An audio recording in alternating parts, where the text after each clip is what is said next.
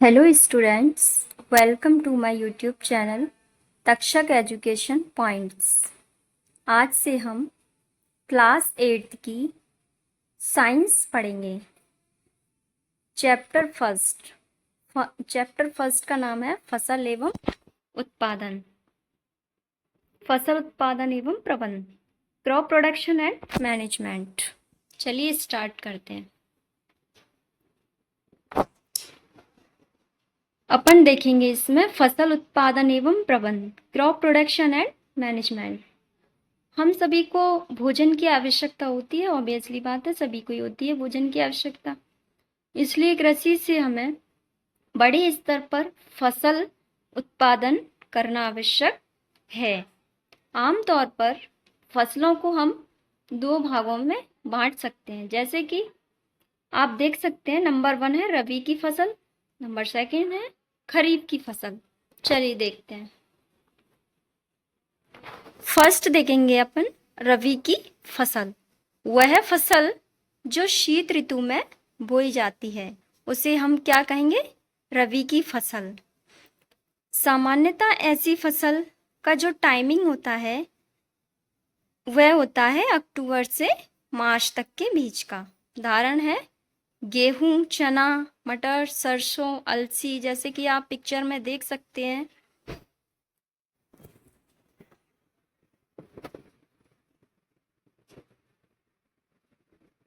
Next दिया हुआ है सरसों की खेती, चने की खेती, ये भी क्या है? रबी की फसल में ही आ जाती हैं। नेक्स्ट है अपना खरीफ की फसल। खरीफ की फसल होती क्या है? आप लोगों ने चावल खाए हैं, भुट्टे खाए हैं, सभी ने खाए होंगे, ऑब्वियसली बात है। ये दोनों भी फसल क्या है? खरीफ की फसलों में ही आ जाती हैं। चलिए स्टार्ट करते हैं। होती क्या है खरीफ की फसल? वह फसल जो वर्षा ऋतु में बोई जाती है उसे खरीफ फसल कहते हैं। सामान्यतः इस फसल का जो टाइमिंग होता है खरीफ की फसल का, वो टाइमिंग होता है जून से सितंबर के बीच का। इसके कुछ उदाहरण दिए हुए हैं जो कि खरीफ की फसल के हैं। धान, मक्का, सोयाबीन, मूंगफली, कपास। नेक्स्ट, ये जो पिक्चर मैंने लगाई हुई है ये सब क्या है? खरीफ की फसल में ही आती हैं, जैसे कि सोयाबीन की खेती, कपास की खेती, ये भी क्या है? खरीफ की फसल है। पिक्चर में आप लोगों को क्लियरली समझ में आ जाएगा कि होती क्या है कपास, सोयाबीन। नेक्स्ट, मूंगफली भी खरीफ की फसलों में ही आ जाता है। पिक्चर में आप लोगों को क्लियरली दिख रहा होगा, यहाँ पर मैंने जो पिक्चर लगाई हुई है मूंगफली की खेती की।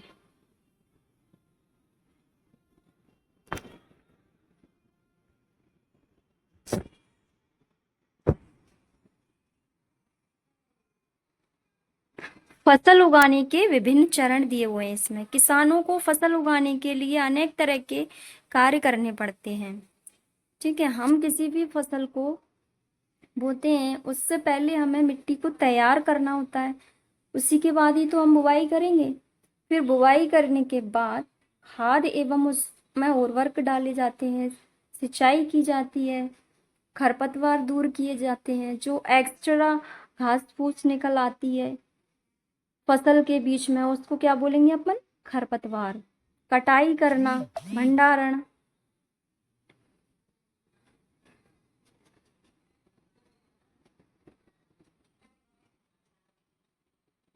नेक्स्ट है मिट्टी तैयार करना। फसल बोने से पहले हम मिट्टी को किस प्रकार से तैयार करेंगे, चलिए देखते हैं। फसल उगाने से पहले मिट्टी को हम तैयार किया जाता है, सभी को पता है। हल चलाकर मिट्टी को उलटने पुलटने पर वह पोली करने की प्रक्रिया जुताई कहलाती है। यहाँ पर थोड़ा सा मिसप्रिंट हो गया है, आप लोग थोड़ा सा एडजस्ट करना। पॉइंट नंबर 2 में ऐसा करने से मिट्टी ढीली हो जाती है। ठीक है, यानी कि हम मिट्टी के अंदर हल चलाएंगे तो मिट्टी क्या हो जाएगी? उल्टेगी पलटेगी और वो क्या हो जाएगी, ढीली हो जाएगी, जिससे पौधों की जड़ें आसानी से गहराई तक जा सकती हैं। नेक्स्ट है, पोली मिट्टी में केंचुए और सूक्ष्म जीवों की वृद्धि आसानी से हो जाती है। यानी जो केंचुए होते हैं, अगर मिट्टी पोली होगी तो केंचुए उसके अंदर, मिट्टी के अंदर आसानी से एंट्री कर सकते हैं, और जो कुछ सूक्ष्म जीव होते हैं वे भी मिट्टी के अंदर जा सकते हैं। नेक्स्ट, मिट्टी तैयार करना, वही टॉपिक चल रहा है आप लोगों का, आगे कंटिन्यू करते हैं। केंचुए और सूक्ष्म जीव फसलों को क्या करते हैं, फायदा पहुंचाते हैं, इसलिए ये क्या कहलाते हैं, किसान के मित्र। ठीक है। मिट्टी तैयार करने हेतु प्रमुख कृषि औजार है। यहाँ पर मैंने ये जो पिक्चर लगाई हुई है, कल्टीवेटर की पिक्चर लगाई हुई है। मिट्टी को तैयार करने के लिए हमें कुछ प्रमुख कृषि औजार की ज़रूरत होती है, जो कि यहाँ पर मैंने मेंशन किया हुआ है, हल, कुदाली एवं कल्टीवेटर।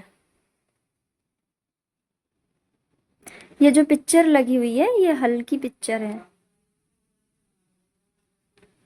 बुवाई, बुवाई क्या होती है, फसल उत्पादन का महत्वपूर्ण चरण क्या कहलाता है, बीजों की बुवाई कहलाता है।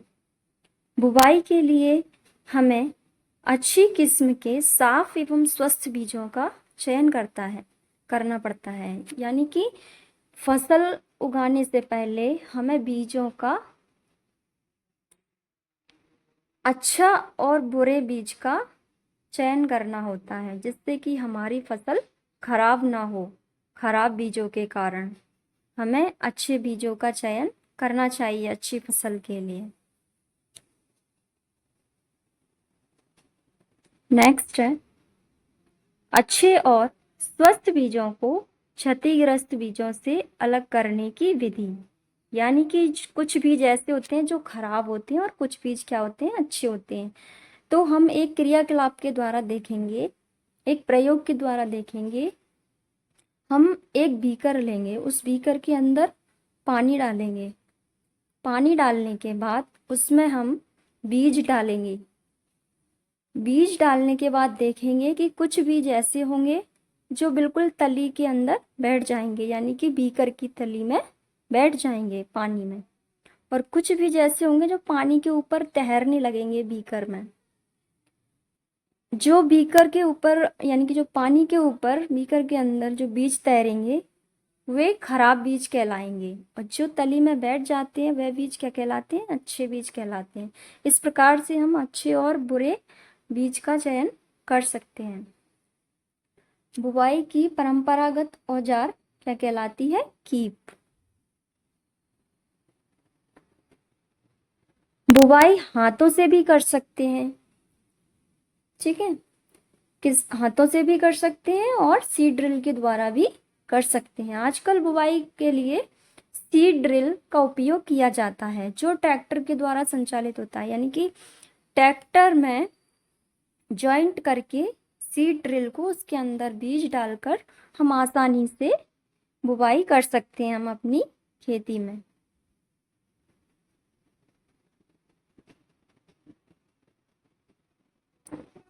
बीज बोने के समय हमें कुछ सावधानियां बरतनी होती है, जो कि स्लाइड के अंदर मेंशन की हुई है मैंने। बीजों के बीच उचित दूरी हो, यानी कि जो हमारे पास जो फसल के लिए जो बीज होगी, जो जो सामग्री होगी, उन बीजों को हमें थोड़े थोड़े डिस्टेंस पर लगाना होगा, यानी कि दूरी पर लगाना होगा, जिससे कि हमारी फसल खराब ना हो, अच्छे से फसल तैयार हो। बीजों को उचित गहराई पर बोना चाहिए, ना बीजों को हम ना तो ज़्यादा अंदर बो सकते हैं और ना ही ज़्यादा ऊपर, उनको उचित गहराई पर ही बोना चाहिए।